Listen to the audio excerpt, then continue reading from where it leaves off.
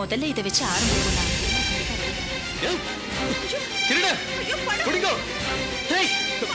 நான் இங்க எங்க அக்காவை பார்க்க மட்டும்தான் வந்தேன். மத்தவங்க யாருக்காகவும் இல்ல. என்ன சீதா, இன்னும் உனக்கும் பாஸ்கருக்கும் கல்யாணம் நடக்கல, அதுக்குள்ள நாத்தனார் சண்டை ஆரம்பிச்சிட்டீங்களா? ஏண்டி குழந்தை ஓயாம அழுதுட்டு இருக்கா? அது ஒண்ணும் இல்லம்மா, அதுக்கு நாக்கு 4 முழம் வளர்ந்து கிடக்கு. நாம அந்த ஆத்துல இருக்கிறச்ச வேலைக்கு 3 லிட்டர் பால் கறந்துட்டு இருந்தோம். அதுல ரங்காவுக்குன்னு 1 லிட்டர் பசும்பால தண்ணி விடாம காய்ச்சி பூஸ்ட் போன் விட்ட ஹார்லிக்ஸ்னு கொடுத்துட்டு இருந்தோம் இல்லையா? ஆனா இப்ப அது முடியுமா? நம்ம சொந்த நிலத்துல விளைஞ்ச அரிசி மூட்டை மூட்டையா வந்து இறங்கின குடும்பத்துல ரேஷன் அரிசி வாங்கி சாப்பிடுற நிலைமை வந்துடுத்து. நானும் படிச்சிருக்கேன், டிகிரி வாங்கியிருக்கேன். நானும் ஏதாவது ஒரு ஆபீஸ்ல வேலைக்கு போறேனே.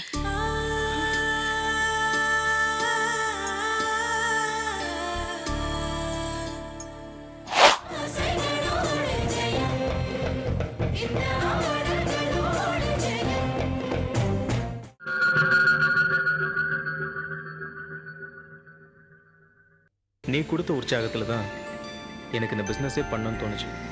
ஆனால் இந்த 1 லட்சத்தை வச்சுட்டு நம்ம என்ன பண்ணுறது தான் தெரியல. முதல்ல இதை வச்சு ஆரம்பிக்கணும்.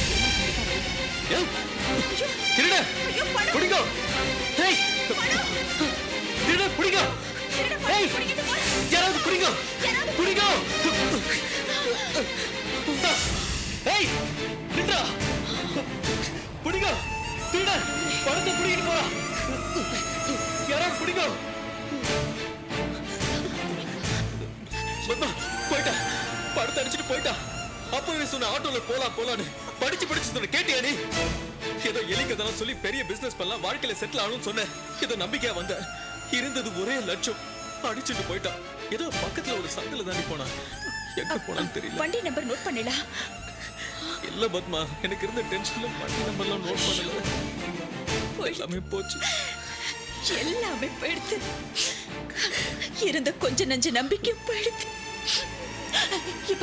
இப்ப நம்ம அம்மாக்கு என்ன பதில் சொல்றது? அதை விடு, எப்படி வியாபாரம் பண்றது, எப்படி வாழ்க்கையில முன்னுக்கு வர்றது?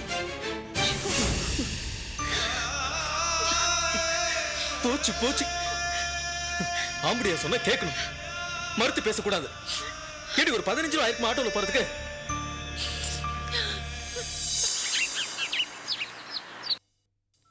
சுரேஷ், கொஞ்சம் இப்படி வா.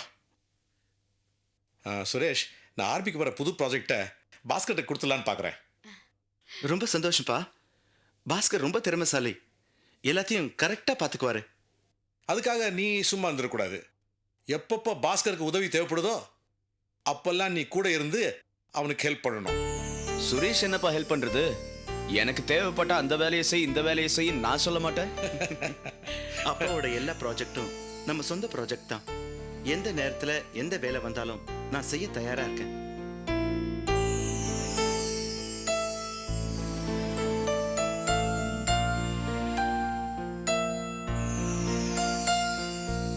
ஓஹோ, உன்னை யாரு காஃபிலாம் எடுத்துட்டு வர சொன்னது? இதெல்லாம் செய்யறதுக்கு தான் தனமா இருக்காங்கல்ல. எங்கே தனம்மா? தனமா ஐயா, என்னங்கய்யா? தனம்மா, உங்களால காஃபி கூட கொண்டு வந்து கொடுக்க முடியலையா? இதை கௌசி தான் கொண்டு வந்து கொடுக்கணுமா? கௌசி, ஏற்கனவே நீ ஓடி ஆடி வேலை செஞ்சதால தான் திரள கிடந்த எண்ணெயில வழுக்கி விழுத்துக்கு தெரிஞ்ச. அதே மாதிரி ஏதாவது ஆபத்து வந்திருந்தா நான் என்னமா பண்ணுவேன்? மாமா, உங்களுக்கு என் கையால காஃபி கொடுக்கணுங்கிற ஆசையில தான் நான் கொண்டு வந்தேன். வேண்டாமா, நீ எந்த வேலையும் செய்யாத. உன்னுடைய டெலிவரி டேட் நெருங்க எனக்கு ரொம்ப பயமா இருக்கு. ப்ளீஸ்மா, இனிமே நீ எந்த வேலையும் செய்ய வேண்டாம். சரிங்க மாமா. ஐயோ, ஏதோ ஒரு யோசனையில சக்கரை போட மறந்துட்டேன். பாட்டி, சக்கரை போட்டு எடுத்துட்டு வாங்களேன். ஆட்டுமா.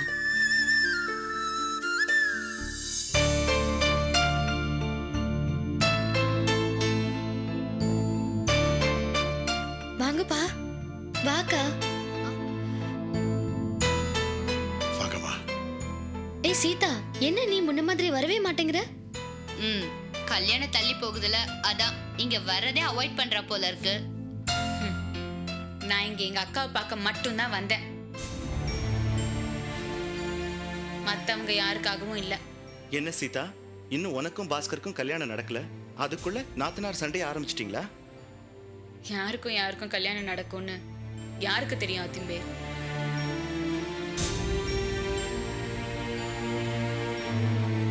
வாயாடி வாயாடி பொண்ணு, நீ எப்படியும் என்னுடைய அடுத்த மருமக, இதை யாராலையும் மாத்த முடியாது.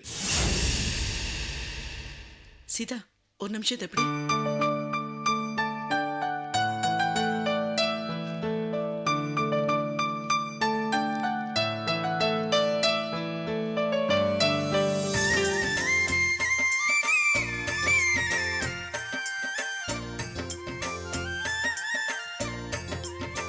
என்னது, நம்ம வீட்டுக்கு வரதுக்கு எதுக்கு இந்த ஃபார்மாலிட்டிஸ் எல்லாம்?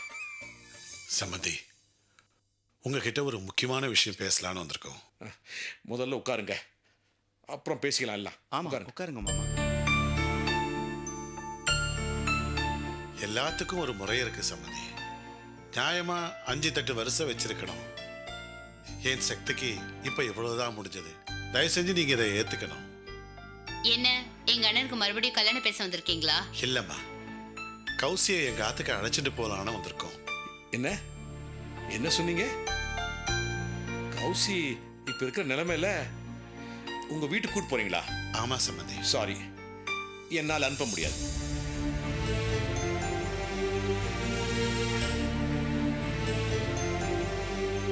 அப்பா, ஒரு பொண்ணு பிரசவத்துக்கு பிறந்தாத்துக்கு போறது தானே முறை. இருக்கலாம் சுரேஷ், உங்க மாமாவை நான் குறைவா சொல்றேன்னு நினைச்சுக்காதே. பாவம், அவரே கஷ்டமான நிலைமையில இருக்காரு. அவரால் எப்படி இந்த பிரசவ செலவெல்லாம் பார்க்க முடியும்? அப்ப இது அவங்க பிரச்சனைப்பா. அவங்க ஈஸியா சமாளிச்சிருவாங்க. அனுப்பி வைக்கிறதாப்பா நியாயம். நோ, என்னால முடியாது. கௌசி இப்போ என் பொண்ணு, அவளுக்கு பிறக்க போறது என்னுடைய பேர குழந்தை. அவளுக்கு இது தலைப்பிரசவம். அதுக்கு எத்தனை லட்சம் செலவானாலும் நான் தான் பார்ப்பேன். மாமா, நிச்சயமா உங்க செலவுல நீங்க தான் பிரசவம் பார்க்க போறேன். அதை தடுக்கவோ இல்ல உங்ககிட்ட இருந்து நிரந்தரமா கௌசியை பிரிச்சு கூட்டின்னு போகவோ நாங்க இங்க வரல மாமா.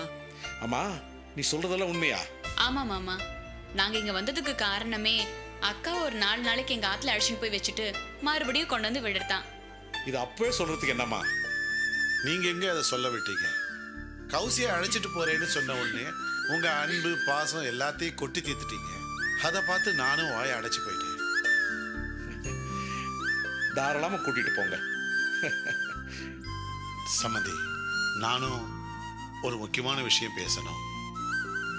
என்ன தயக்கம், சொல்லுங்க. ரங்கநாயக்கி அம்மா எப்படி வாழ்ந்தாங்கன்னு உங்களுக்கே தெரியும். அவங்களுக்கு இன்னைக்கு சோதனை மேல சோதனையா வந்துட்டு இருக்கு. அதனால அவங்களுக்காக வருத்தப்பட முடியுமே தவிர என்னால எந்த உதவியும் செய்ய முடியல. ஆமா, நானும் கேள்விப்பட்டேன். அவங்க வீடு ஏலத்துக்கு போச்சுன்னு சொல்லி கேள்விப்பட்டேன். நானே அவங்கள போய் பார்த்து விசாரிக்கணும்னு நினைச்சேன். புது ப்ராஜெக்ட் ஆரம்பிச்சனால எனக்கு டைம் கிடைக்கல. ஆமா, இப்போ அவங்க எங்க இருக்கிறாங்க? 2வது தெருவுல 4வது வீட்டுல இருக்காங்க. ஓகே, நான் போய் அவங்கள பார்க்குறேன். சம்பந்தி, அப்போ நாங்க கௌசியை எங்க ஆத்துக்கு அழைச்சிட்டு போலாம் இல்லையா? தாராளமா அழைச்சிட்டு போங்க, இப்போவே கூட்டிட்டு போங்க. ஆனா பத்திரமா கூட்டிட்டு போங்க. வரேன் நித்யா. வரேன் பாஸ்கர். போயிட்டு வாமா, உடம்ப பத்திரமா பார்த்துக்கோ. சரி, சந்தோஷமா போயிட்டு வாமா.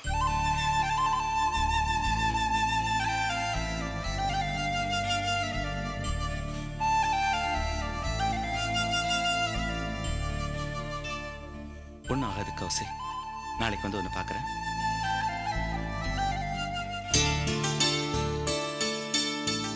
வரமா, வர சம்பந்தி. அப்ப நாங்க போயிட்டு வரோம். வாங்க. எடுத்துக்கோமா.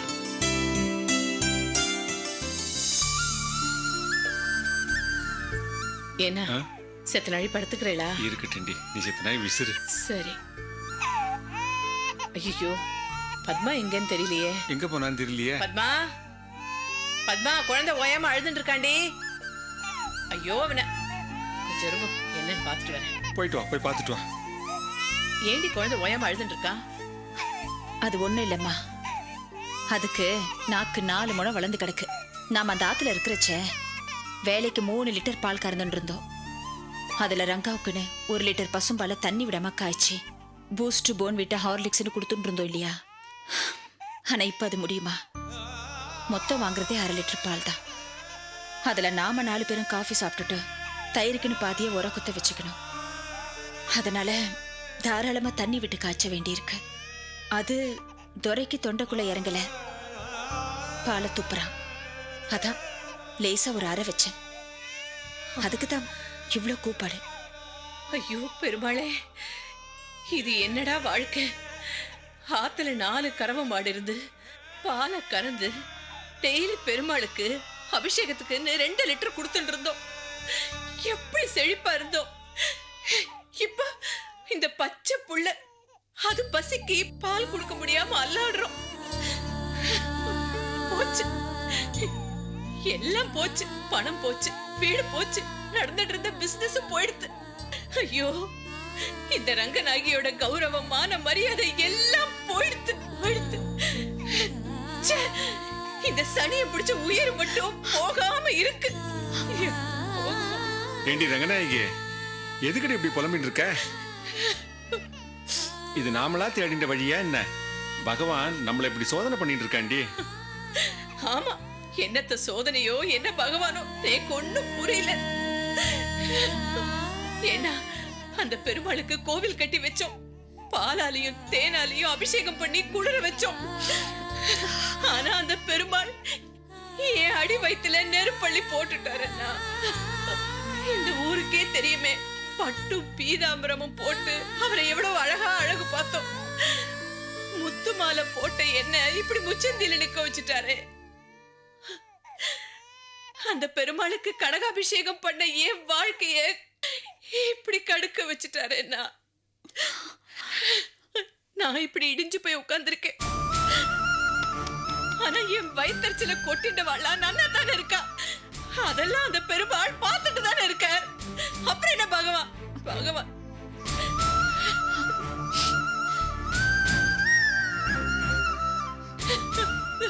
அம்மா, கிருஷ்ண பரமாத்மா சிசுபாலனை வதம் பண்ணணும்னு நினைச்ச உடனே தன்னோட கையில சக்கரத்தை எடுக்கல.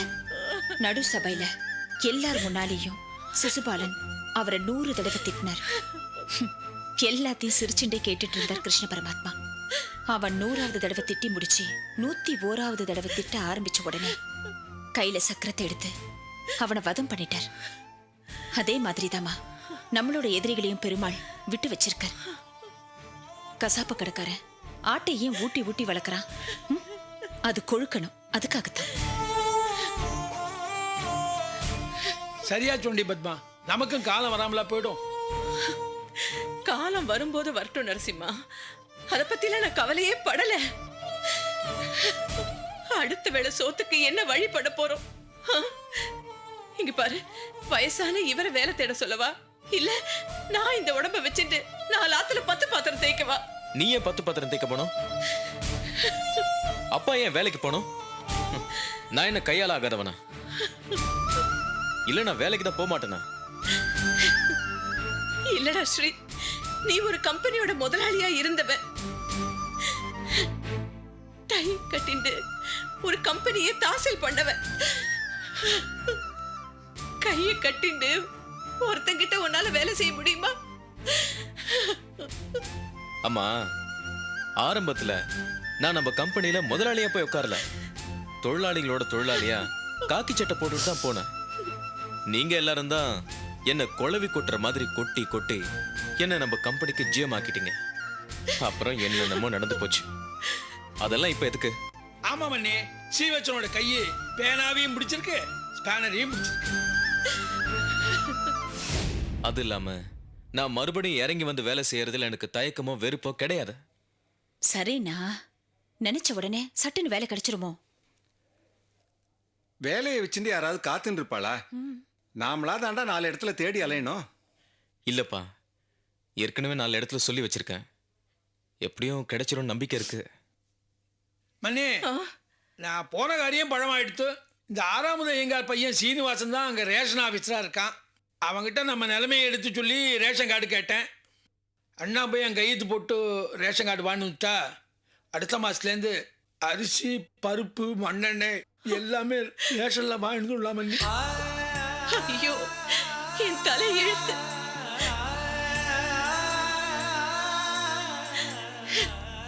நம்ம சொந்த நிலத்துல விளைஞ்ச அரிசி மூட்டை மூட்டையா வந்து இறங்கின குடும்பத்துல ரேஷன் அரிசி வாங்கி சாப்பிடுற நிலைமை வந்துடுத்து.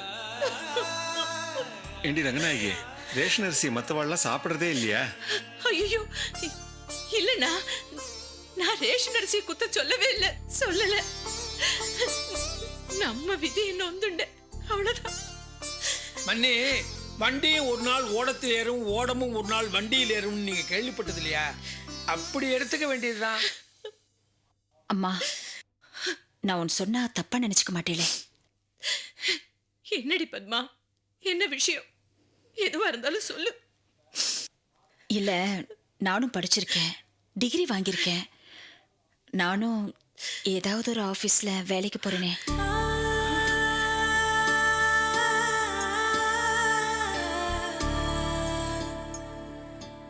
என்னடி சொல்ற? நீ வேலைக்கு போறியா? இதுல என்னம்மா தப்பு இருக்கு? படிச்ச படிப்பு வீணா போறது. நான் அதுக்கு இல்லடி, இந்த ரங்கநாயகியோட மாட்டு பொண்ணு.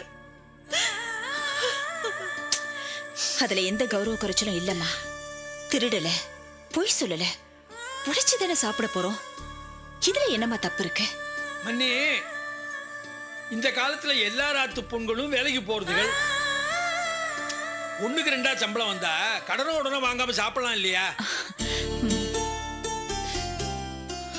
அதுக்கு இல்லடா நரசிம்மா, நம்மாத்துக்கு வந்த மாட்டு பொண்ணு வேலைக்கு போய் உழைச்சு அதுலயாடா நாம சாப்பிடுறது. இது பாரு ரங்கநாயகி, நாம மானமா வாழணும். யார் உழைச்சி நாம சாப்பிடுறோங்கிறது கணக்கு இல்ல. என்னால முடியும்னு வையே, நானும் ஒரு வேலைக்கு போயிட வேண்டிய. அம்மா, அவ ஆசைப்பட்ட வேலைக்கு அவ போட்டோம். நீக்கு ஒரு நல்ல வேலை, நல்ல சம்பளம் கிடைச்சு குடும்பத்தை நான் ஒருத்தனே மேனேஜ் பண்ற நிலைமை வந்துருச்சுன்னா அதுக்கப்புறம் மத்தவ வேலைக்கு போறத பத்தி யோசிப்போம். என்னமோ பண்ணுங்க, நான் என்னத்த சொல்றது? இப்படி வேண்டாம் விருப்பா சொல்லாதீங்க. நானும் வேலைக்கு போனா குழந்தைக்கு நல்ல பால், அப்பாவுக்கு நல்ல ட்ரீட்மெண்ட், இதுக்கெல்லாம் ஆகும் இல்லையா? பத்மா, நீ என் மாட்டு பொண்ணு இல்லடி, என் பொண்ணுடி. அம்மா,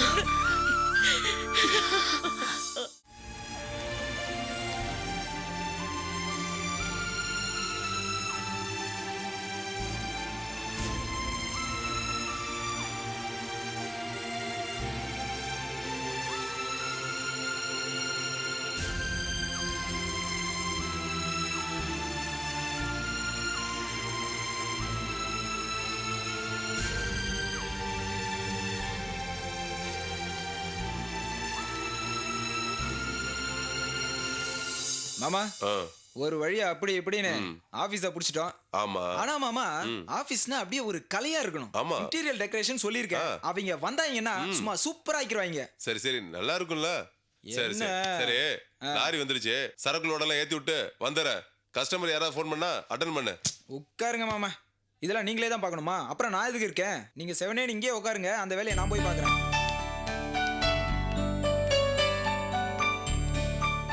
என்ன மச்சான், எல்லா வேலையும் நீங்களே இழுத்து போட்டு செய்றீங்க, என்ன வேலையை செய்ய விட மாட்டேங்கிறீங்க. நீங்க போங்க. யாரு? எங்க அக்கா புருஷன். அப்புறம் உங்களுக்கு நான் மரியாதை கொடுக்காம? நீங்க யாரு?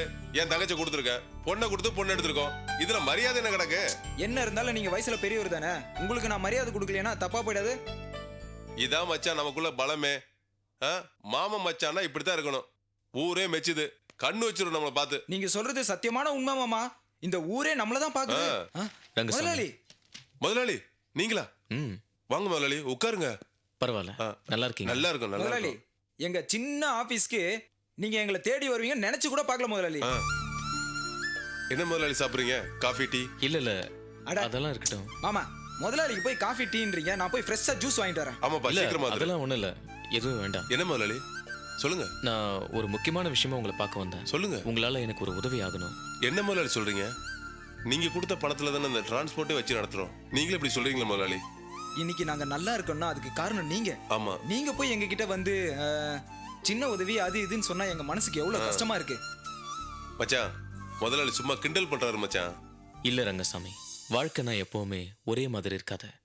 லைஃப்னா அப்படி இப்படி இருக்கிறது சகஜம். இப்போ எங்க குடும்பத்துல ஏதேதோ நடந்து போச்சு. எங்க மாமா சுதர்ஷன் எங்க குடும்பத்தை விட்டு பிரிஞ்சு போயிட்டாரு. என்ன முதலாளி, மாமனும் மச்சானும் பிரிஞ்சிட்டீங்களா? கேட்கறதுக்கே ரொம்ப கொடுமையா இருக்கு. நீங்க 2 பேரும் ஒத்துமையா இருக்கிறத பார்த்து தானே நாங்க 2 பேரும் எப்படி ஒத்துமையா இருக்கிறதுன்னு பழகிட்டோம். ஏதோ நடந்து போச்சு. இப்போ எங்க கம்பெனி கோர்ட்டு கேஸ்ல இருக்கு. இப்போ எனக்கு வேலை இல்லை. உங்களால தற்சமே எனக்கு ஏதாவது ஒரு வேலை கொடுத்து உதவ முடியுமா? என்னங்க முதலாளி, வேலை அது இதுன்னு எங்களை கேவலப்படுத்துறீங்க. வாங்க முதலாளி, உட்காருங்க முதலாளி. இல்ல பரவாயில்ல. இல்ல வாங்க முதலாளி, உட்காருங்க பரவாயில்ல, வாங்க முதலாளி, வாங்க. புடிங்க மாமா அவரை. உட்காருங்க முதலாளி. இங்க பாருங்க, இனிமே நீங்க தான் அந்த கம்பெனிக்கு முதலாளி. உங்ககிட்ட வேலை செய்யறவங்க நாங்க, போதுமா? தங்கசாமி. என்ன சார்? தங்கசாமி, உங்க 2 பேருக்கும் நான் எப்படி நன்றி சொல்றதுன்னு தெரியல. இதுல என்ன இருக்கு? இதை நான் கொஞ்சம் கூட எதிர்பார்க்கல. காலையில இருந்து நான் எங்கெங்க வேலை கேட்டு அலைஞ்சிட்டு இருந்தேன். அகஸ்மாத்தா திடீர்னு உங்க ஞாபகம் வந்துச்சு. என்ன முதலாளி, இப்பவாது எங்க ஞாபகம் வந்துச்சு உங்களுக்கு? ரங்கசாமி, உங்களை சந்திச்ச இந்த சந்தோஷமான விஷயத்த உடனே எங்க வீட்டுல போய் சொல்லணும் போல இருக்கு. தாராளமா போயிட்டு வாங்க முதலாளி. நாளை காலைல வந்து இந்த கம்பெனியோட நிர்வாகத்தை நீங்க ஏத்துக்கோங்க முதலாளி. உங்களுக்கு நிர்வாகத்தை பத்தி நல்லா தெரியும். இந்த கம்பெனியை மேலும் மேலும் நல்லா வளர வைப்பீங்க நீங்க. ரங்கசாமி, தங்கசாமி, அப்ப நான் புறப்படுறேன். வரேன். முதலாளி, தப்பா நினைக்க மாட்டீங்களே? பணம் 2000 ரூபா இருக்கு, இதை வச்சுக்கோங்க. எதுவா இருந்தாலும் காலைல பேசிக்கலாம். இல்ல ரங்கசாமி, வேண்டாம். ரெடி. முதலாளி, இதெல்லாம் முதலாளி. வேண்டாம். வாங்கிக்கங்க இப்படி. முதலாளி. தங்கசாமி, இது வேண்டாம் வாங்கிக்கங்க. தங்கசாமி. உங்க காசு சொல்றது- நாங்க எத்தனை தடவை சாப்பிட்டுருக்கோம் முதலாளி, வாங்கிக்கங்க. வாங்க முதலாளி.